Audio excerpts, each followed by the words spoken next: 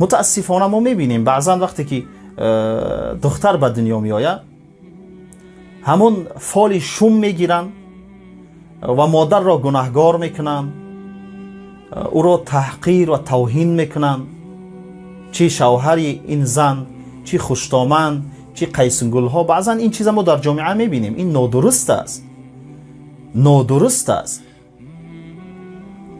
این بزرگترین نوع ظلم است. وقتی که مادر حق اختیار ندارد، ایرا الله سبحانه و تعالی او را خلق میکند. از مادر هم سوال نمیکند که دختر میخواهی یا پسر. هر چیزی که خودش میخواه الله همو را برای ما و شما میده. پس گناه مادر در چیست؟ وقتی که مادر گناه نداره او را تحقیر و توهین میکنن یا اینکه طلاقش میکنن، از خانه بیرونش میکنن، این بزرگترین نوع ظلم است. بزرگترین نوع ظلم.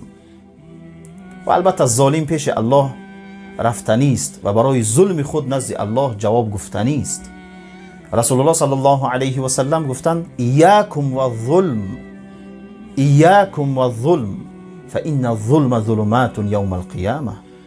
گفتند من شما را هشدار میدهم، ترس میدهم از ظلم کردن، زیرا ظالم آنی که در حق یک مخلوق الله، در حق یک بنده الله ظلم میکند، الله در مقابل قیامت او را ظلمات میگرداند.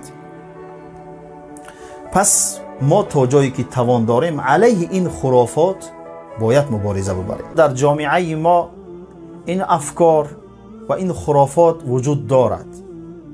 بعضا از بعضی هموطنان میشنویم وقتی که به آنها خبر میکنند که همسری شما دخترچه به دنیا آورد، شما دخترچه دار شدین، از شنیدن این خبر چنان ناراحت میشوند حتی کار به جای رسیده که بعضا طلاق میکنند و از همسر جدا میشوند. البته این اندیشه زمان جاهلیت بود. تا آمدن اسلام بعضی ها به این اندیشه بودند که اگر در خانه دخترچه به دنیا آید، یعنی دخترچه دار شوند، این سبب از بین رفتن برکت و سبب قشاقی می شود. البته این اشتباه است. اسلام آمد این افکار را از بین برد و باطل کرد. دخترچه دار شدن یا پسرچه دار شدن این به قضا و قدر الهی است، این تدبیر الهی است. پس چگونه یک مسلمان، یک شخصی که میگه من مسلمان هستم، در اعتراض به قضا و قدر الهی میکنه؟ اصلا مادر حق اختیار نداره. این به قضا و قدر الهی است، این به تدبیر الهی است. مادر حق دخالت ندارد، حق اختیار ندارد. پس گناه مادر نیست که همه قهر و غضب بالای مادر میریزند. الله سبحانه و تعالی در قرآن فرمود یهب لمن یشاء اناثا و یهب لمن یشاء الذکور. الله به هر کسی که خواهد دختر عطا میکند و به هر کسی که خواهد پسر عطا میکند.